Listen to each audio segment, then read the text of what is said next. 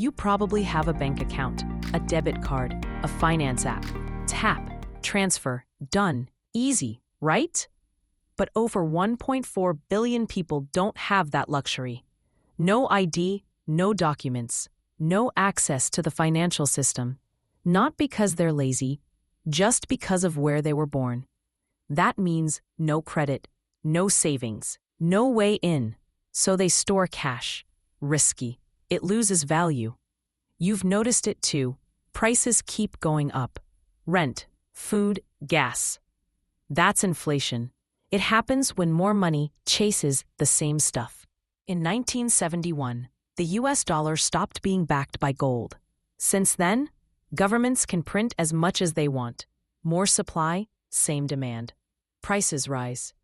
Your $100 today buys less than 5 years ago.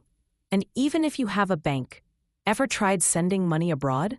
Slow, expensive, confusing. Now imagine this. You speak up online. You think your money is yours? Next day, account frozen, funds locked, life paused. It happens, way more than you think. Crypto doesn't fix everything, but it fixes this. With just a phone and internet, you can open a wallet. No passport, no permission, no bank. Send, receive, save. 24/7, across borders, without limits. Crypto doesn't care who you are, just that your math checks out. It's not just tech. It's financial freedom at code level. Follow 1M Block for more.